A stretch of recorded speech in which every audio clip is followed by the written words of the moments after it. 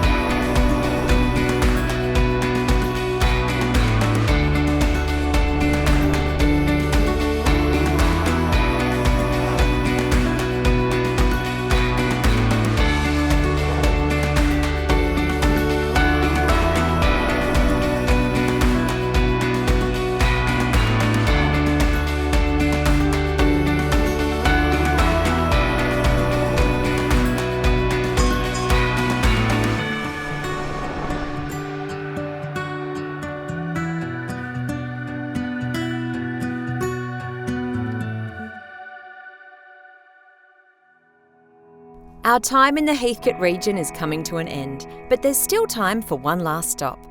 Today I'm starting with a visit to Peregrine Ridge and I'm catching up with Sue and Graeme, who evolved their love of drinking wine into a passion for making it.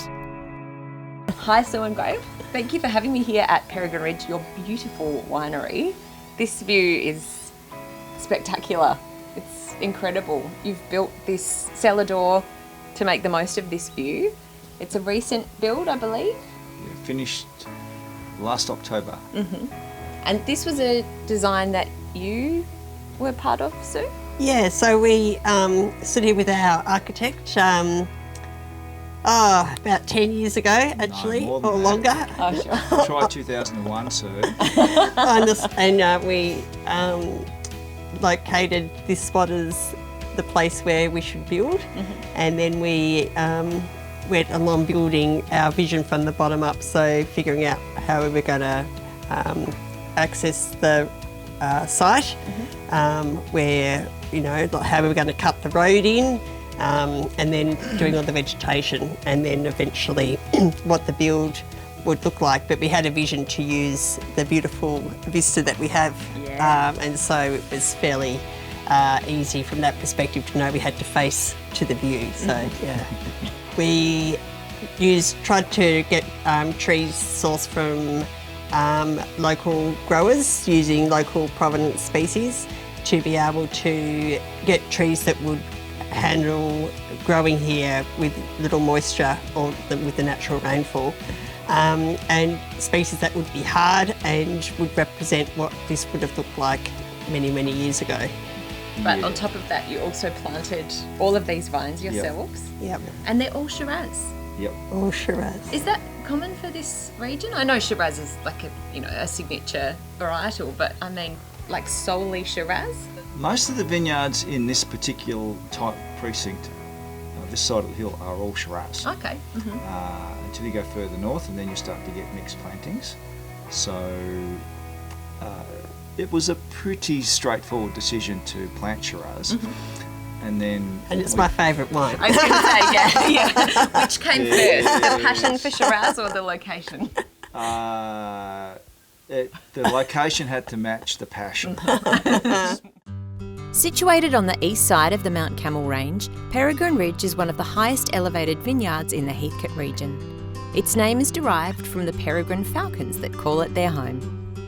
What I try to focus on is getting the fruit that suits the wines that I'm passionate about. So I'm passionate about American oak and sparkling, and Graham's passionate about French oak matured Shiraz, and also I've convinced him to like sparkling as well.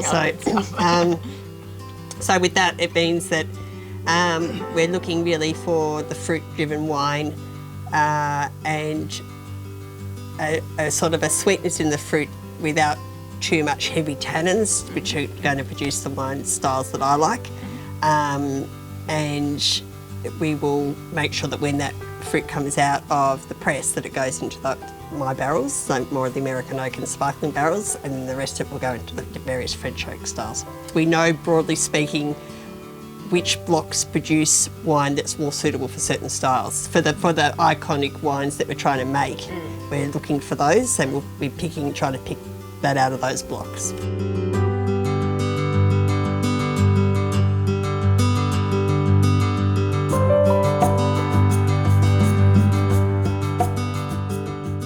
Speaking of iconic wines, I think it's time to taste some. So this is the sparkling Shiraz, the non-vintage. Oh my God, yum.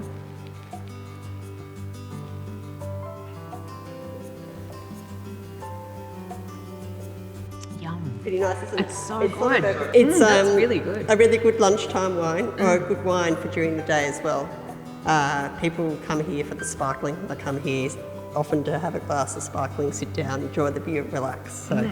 That is really good. It's good, isn't it? I've had sparklings before that are actually quite heavy. Yeah. The sparkling red. Yeah. So sweet up front, but dry finish. Yeah. So a lot of people who don't like sparkling Shiraz, and we say, have you tried ours? No. You should give it a try, because a lot of what people don't like about sparkling Shiraz, it's too sweet. And this one's not too sickly sweet. No. And this also has a good body. So other people find sparkling Shiraz just not for them for various reasons, but it might be too sweet, a little bit wishy-washy. I can't do red wine with bubbles. It's just a whole lot of reasons. But it's a niche product. There are a lot of people who love a sparkling. Yeah. So, including Graham now. Been converted. More Cellar Door after the break.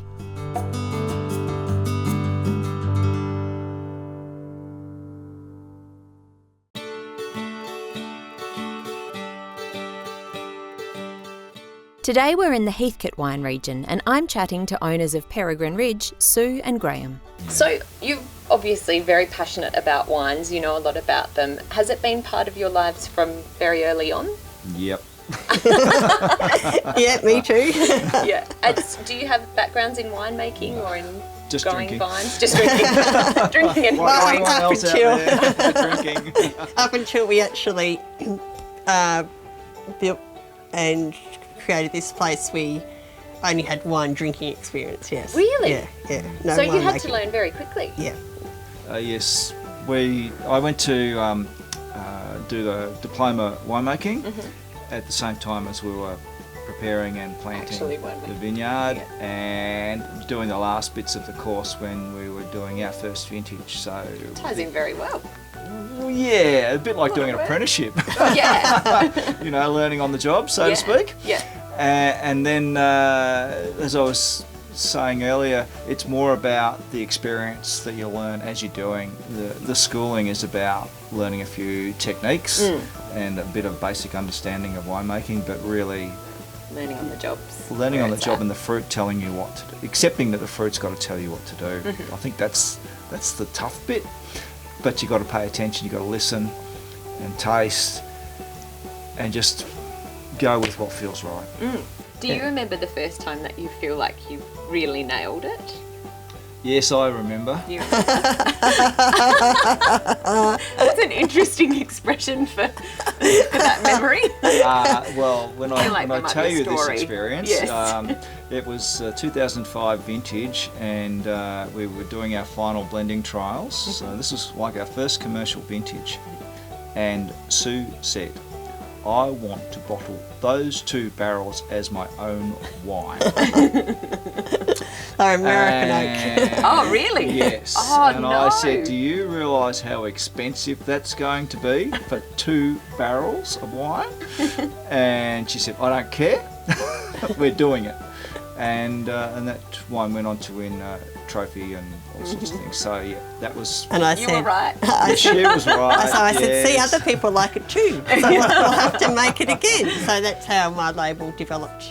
So it started then there and kept going. Yeah. Oh no, American oak is your thing. That's her thing. How has the French oak gone? Oh, it's done pretty well in the show circuit as well. And I have noticed that as the wines age, Sue likes them more. There you go. They need about 6 years Or more. until I would say they're what I call restaurant ready. So at that point, I actually start to like them. They lose, because the way we make the wine, it's got lovely acidity, and they're made in a traditional way with mineral intervention, which means that when the wines are young, they're edgy, they've got high acid, and they need time in the bottle to soften off and mellow out, and it takes at least 6 years before they're starting to get into a juvenile. They come from being like a kid into a radical 2-year-old. Into a juvenile phase, and then over time they relax and become very approachable and very enjoyable. Just like me. So this is the 2005. Cheers. Yeah, cheers. Oh, wow. Bit of a treat. This is the first one we ever made, actually, this type of wine. Yeah, that's very special. Yeah, very special.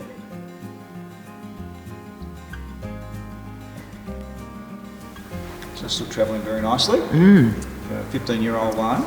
Still got quite a few years to go. And got lovely bright fruit still, even though it's just changed a little bit in colour. It's gone a bit more tawny in colour, but more complex in the mouth than as a young wine. Yeah, and that kind of mellow that you get. Yeah, but not big tannin, just lovely integrated. And that little bit of oak. Yeah, yeah. That is delicious. So you can see how it's not too heavy, so it lends itself to be able to serve it in the warmer months.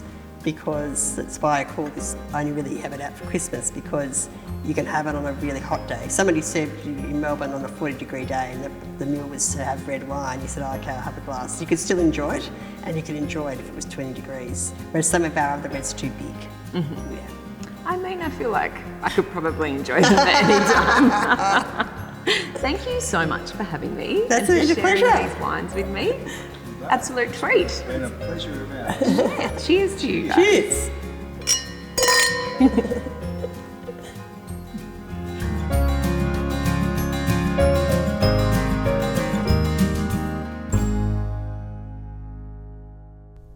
Well, now it's time to leave Heathcote and head north to the Yarra Valley for a visit to family-owned vineyard Hirsch Hill.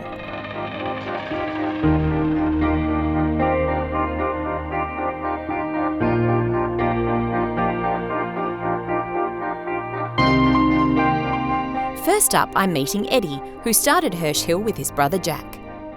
This is your beautiful property? Yes, it purchased in the mid-80s, and we basically came up here my brother and I, to breed horses and race horses. Yeah. And that was our passion. So you and Jack bought this property with not a thought about winemaking? Not one iota. No, we had no thought about that. We just wanted to breed a few race horses and enjoy it. What got you into wine? Well, after a number of years here, my brother noticed that people were expanding this wine region. Something and he was thought, going on. He'll give it a shot. And if my brother took on a project, he studied it and put a lot of work into it. And he came to me one day and he said, I think we should grow some vines here. And I said, Jack, we're doing racehorses. But anyway, he got his way as usual, and out the back behind me, we planted our first crop of Pinot in '98, I believe. Yeah. And that went on to win awards. I mean, a lot of your wines have. Yeah, we had our first crop in 201, fairly ordinary, but as the vines matured, by 204, we had gold medal winning wines. And so Jack was sort of the driving force behind the wine. Absolutely. Yeah. I take no credit for the wine. Are you more involved in the wine these days? No. The baton's been passed on to Benjamin, my younger son, and he's just doing a great job. Excellent. Ben's grabbed it with both arms and he's running with it really well. Oh, all right. Well, in that case, no offence, Eddie, but I'm off to meet Ben and the wines. So this estate has been in your family for quite a long time. They were here because they loved horses and loved breeding horses, and they found out over the course of the few years that they were here that everyone around them was putting up vineyards, and they thought, geez, we might be onto something here. So the soil was really rich in nutrients and all the good stuff for good wine, and they started planting on these vines over here. They came here with a dream to breed horses, but it ended up being, the best of both worlds, where they got to make some great wine as well. So Jack passed away in 2013, and that was really hard for our family. and he was really well known in the community here in Yarra Valley, and they were able to commemorate him by amalgamating the Jack Hirsch Memorial Cup after him, which is at the Yarra Valley Racecourse, and it's a good place to go every year to see old friends of Jack, and a good way to have a chat and have a beer. And a wine. And a good wine, yeah. A good Hirsch Hill, yeah. Speaking of which, let's kick off a tasting with the Chardonnay. So this Chardonnay's from the 2019 vintage. It's quite crisp. Generally in Yarra Valley, you'll find Chardonnays will be a little bit more buttery, a little bit more thicker, whereas we like to make ours a little bit more crisp. It's in 30% new French oak, extremely smooth. It's not too acidic, but it's at the right amount where it makes your mouth salivate a bit and you want some more, I guess. Great. Let's do it. Yeah. Cheers. Cheers.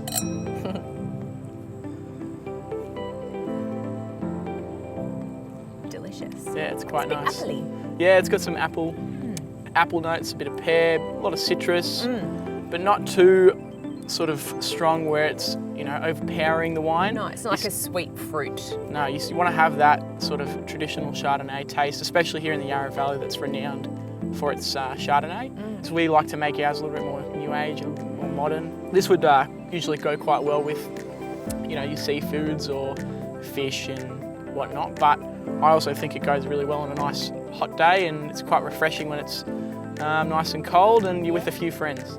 Very nice. Yes.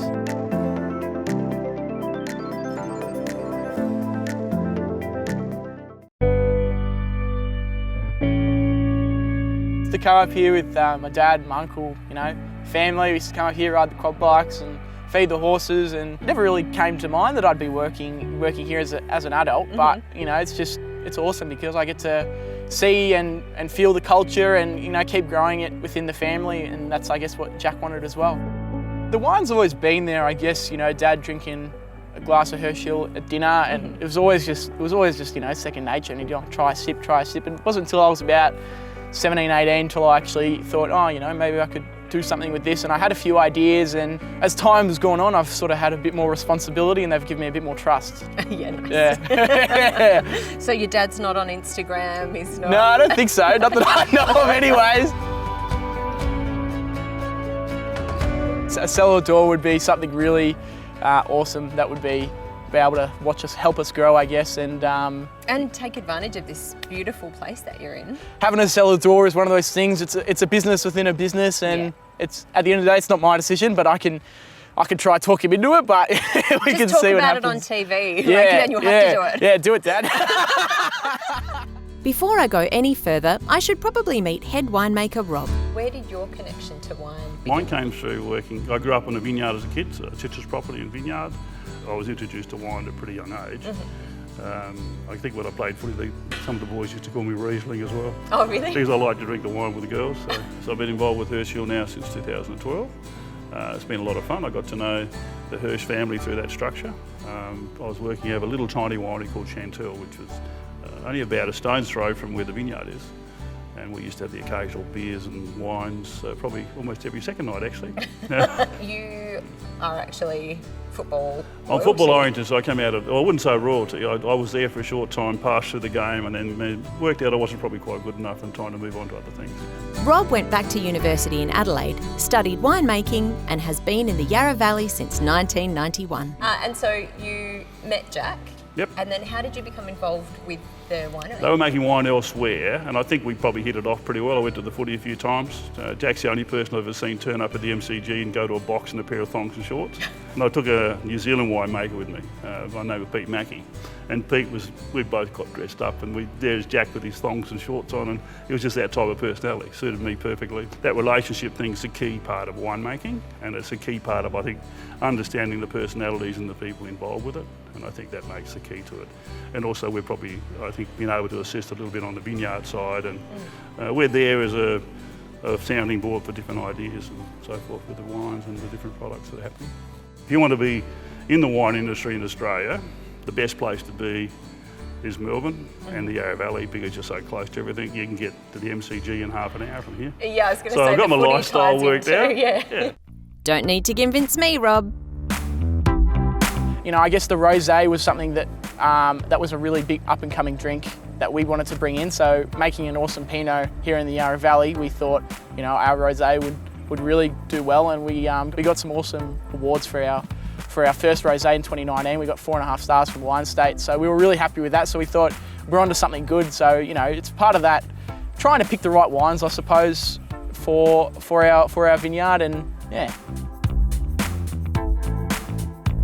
Yeah, the rosé's perfect for a nice day out with a couple of friends, especially at a nice picnic. And generally, I don't want to be biased, but you know, the Yarra Valley produces a really nice Pinot Noir rosé because I guess we are quite renowned for our Pinot in the valley, and creating a rosé just sort of exemplifies that we can make a really nice drop of it. So yeah, great. And I mean, Pinot you've been doing since the start. So. Yeah, for more than 20 years we've been doing Pinot, so the vine is really quite matured, and we're lucky to be in such an area like the valley where the Pinot is, you know, so strong, and so we thought making a rosé that's so popular currently in the market of wine would just be the right thing to do. But as you can see with the colour of the wine, it's quite light. Yeah. The taste is quite, you know, citrusy. You've got those strawberry, light plum notes with, you know, it's something that's not extremely acidic, but it's really beautiful on the palate, and it really follows through once you taste it. Let's do that. Give it a swirl? Yeah. Cheers.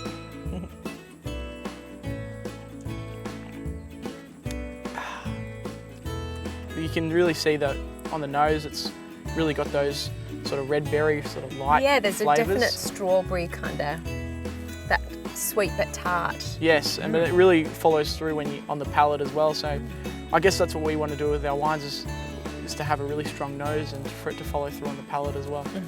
It's lovely. It's quite refined. It is. It's really nice, and we're quite lucky that, you know, having the Pinot Noir grapes like ours and here in the valley makes the rosé just as good. Delicious. So the wines are looked after and kept separate, 100% separate. We don't blend any wines, and when we get closer to blending, we'll do it in conjunction with someone from the team, someone from the Hirsh family. So Ben's been heavily involved over that period. And so this is your Hirsch Hill pocket? Yes, this is the Hirsch Hill pocket. This range of wines in here, there's a whole range. So you've got things like Merlot and Cabernet and Shiraz, which are from the 2020 vintage.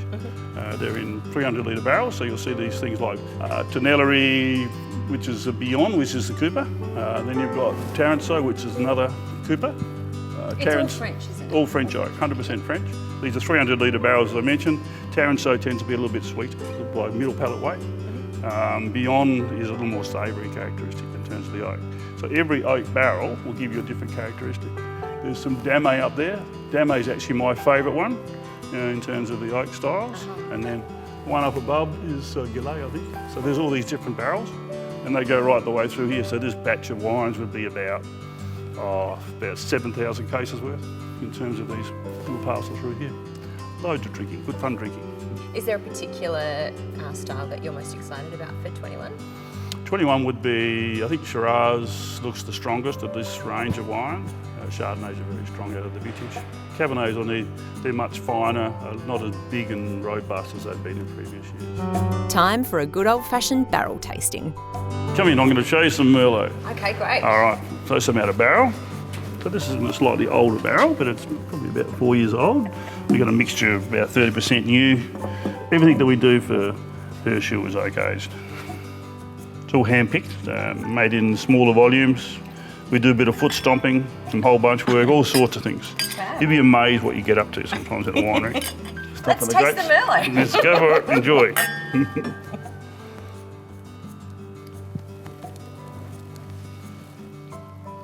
So obviously no finished wine, nice and fresh and live. You can see the vibrancy of colour. It hasn't been filtered at all, so it's a raw wine. It's about 6 months away. In this industry, you can use 15% of another variety in the blend. This will get a little bit of Cabernet in to just strengthen a little, and may get a little bit of Shiraz, a couple of percent, but it's not far off if we make a straight Merlot, or alternatively we do a Cabernet Merlot blend. Some of the best wines we've made are from some difficult vintages. Good winemakers are about making great wines in tough years, and that's what we're trying to do. Well done. Yeah, thank you. Your Chardonnay, for example, got 95% points in the Halliday. Yeah, we've had some good ratings over the years. It's one of them. We've had Cabernet get our 2015, all the 2015 wines were, superb. We had 94, 93 for our 2015 Shiraz. The 2015 Cab was also about 93 or 94 from Hallidays. The Cabernet, the famous Cabernet Sauvignon. Yeah, we really make a really nice drop of Cabernet Sauvignon. It's particularly unusual because Yarra Valley historically isn't known for its Cabernet, but somehow we've just hit gold with our Cabernet. We seem to be making drop after drop. Seems to be gold medals and 95 Hallidays and award winners, and they're just remarkable. And this is the 2017? 2017, this particular Cabernet Sauvignon won the best Cabernet Sauvignon in the Yarra Valley at the Melbourne International Wine Competition. That's pretty good. So that was a pleasant surprise, especially being amongst some real heavy hitters here in the Yarra Valley. There's some really big wineries, and to take that award from a little player like us, we were really rapt about that. Yeah. Let's try it. Let's get into it. What style Cabernet is this one? So this Cabernet, as you can see, it's quite dark and purpley in colour. It's very full-bodied.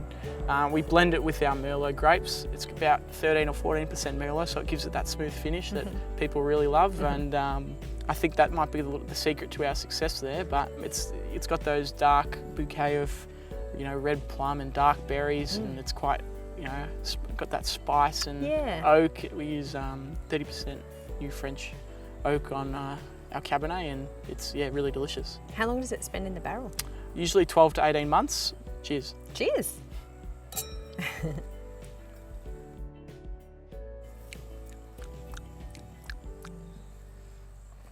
That's very nice. Oh, thank you. Yeah, no, it's a beautiful drop, and it's only getting better with age. It seems to be one particular spot of the Cabernet which keeps reproducing top wine, and it's over the creek where we were chatting before. That area particularly, for some reason, keeps producing amazing wine. So interesting. Yeah. It's got a beautiful long finish. Yeah, it does. That's the Merlot. Yum. Well, there might not be gold in the hills, but there's gold in the creek. Yeah, I think so. Yeah, I reckon. Delicious.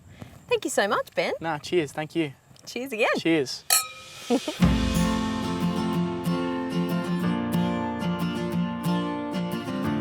Well, that's it from me. Thanks for joining me, and don't forget, if you'd like to catch up on old episodes, you can check out our YouTube channel. I'll see you next time for more Cellar Door.